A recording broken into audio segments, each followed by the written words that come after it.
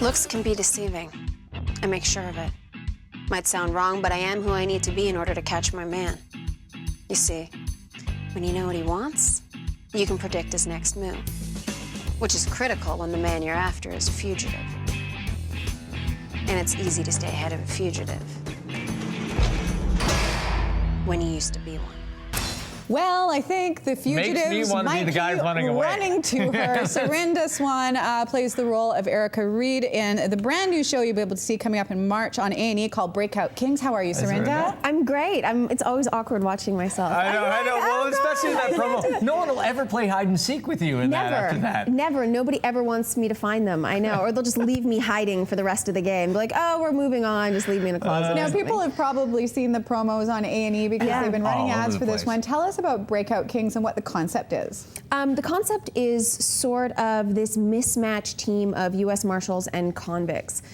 So basically, the U.S. Marshals have put together this task force to get fugitives that have escaped from prison. Yeah. And they've picked 3 convicts to bring out of jail each time based on sort of our skill set. So we have Shay, who's our gangster. We have Lloyd, who is our child prodigy brainiac. Doctor.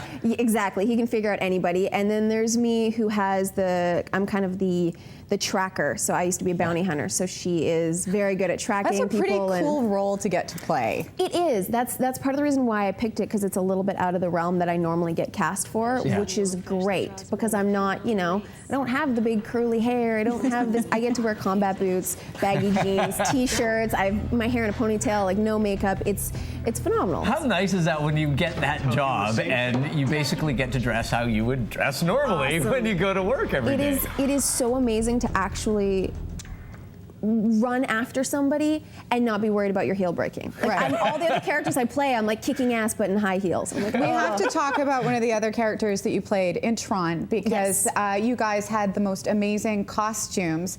How uncomfortable were they? See, women would know. You see it and you're like, what a beautiful costume. Super uncomfortable. Sexy, but uncomfortable. You know it is. It was like wearing... the comfort level never crossed my mind when I saw this. Guys look at it and they're like, oh, that's nice. No, I think they just go like this. Those are like, this is really nice. Those are 7-inch heels, so that's about a 6 on the pain scale. That looks like, it was like living in a gigantic Spanx.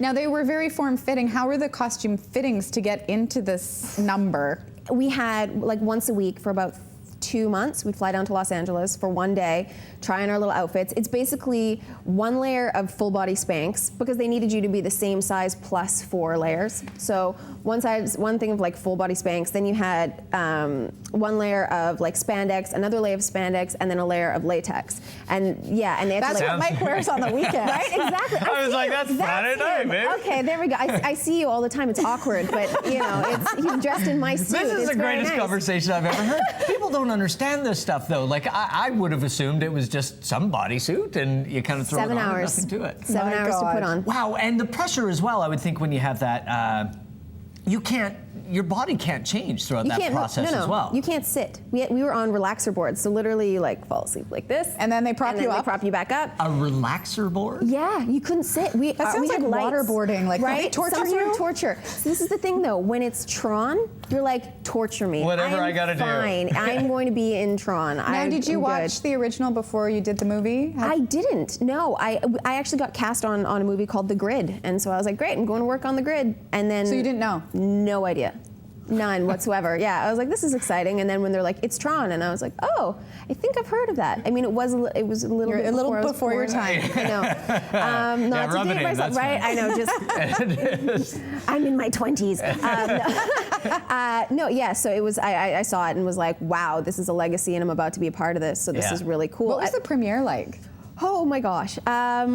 Lovely, really one of the most fun things I've been able to do, and really rewarding, because it was one of those things where it took a long time. It took 2 years for this movie to come out, and to be there, it's kind of a taste of what life is going to be like, especially with this show coming out. There's a lot of press with it. And you must have to take moments when you're sort of in the thick of that, just to go, I'm just going to enjoy this for a minute, because there's so much, you're getting pulled so many different directions. No, and that's a great observation, because that's exactly what it is. There's moments where you sit there and you're wired on everything that's going on, and then you have to take a step back, and you're like, oh my gosh. Wow. Yeah. How much fun is this? I know. I'm like, I'm wearing a Marquesa dress, and I am on a red carpet, and you know, lots of there's people Tom here. Cruise, And then you oh look my God. at Breakout Kings, and A&E is so proud of the show, and you can tell because they're promoting it all the time. Everywhere, and that's sort of a really neat thing to be a part of because they are so proud of it. And there's, I mean, the really cool thing is on the way home last year when I lived in LA and was hustling to try to get work and going to auditions every day, I drive back and forth from my house, and there's this one billboard that's right by my house, and it's now Breakout Kings billboard. Get out. Yeah. Did you take a picture of it? I totally would. It's on my phone. I'm such a dork. Nerd. I was like, oh, like tear. But how exciting is that moment? Because every actor dreams of it, but there you go. It was amazing. Just to like look at it and go, how my life has changed in a year. Yeah. I remember for you guys, I've done like modeling for you guys on the show before. It's been like, this is this and this is this, and to be here and be a guest, it's sort of this, this full circle that comes around. So it's really amazing to be promoting a show that I love, and to start seeing it come to fruition is. Well, and I think all the time getting to do it as part of a group as well. Your fellow actors, the crew, the directors, the creators, all that stuff, because that's teamwork right there, right? That creates it. And our ensemble is amazing. Like I can't, like Jimmy, you will not stop laughing when he's on set. Brooke is like our little mother. She's amazing. Dom's like our big tough guy that's really not. Laz is like the serious guy in the corner on his like BlackBerry all the time, so we like smack it out of his hands and be like, hey, come on, let's tell us about Avatar. Interact. Interact with us. And Malcolm's just like the sweetest guy in the world, and his wife is always there, and we love her. So it's this like family. Yes. We have the joy of having a family. So well, congratulations, Thank you. Serinda. So it is a awesome. great show. Mike and I got a chance to see a couple episodes, and you'll get to see Breakout Kings on A&E starting on March the 6th. Do not miss it. Thanks so much. Thanks, guys. Thank you very much, and I will post pictures of me in the Spanx, Tron outfit. latex. The Tron. What else was Urban it? Rush After Dark. A few other things as well. Exactly.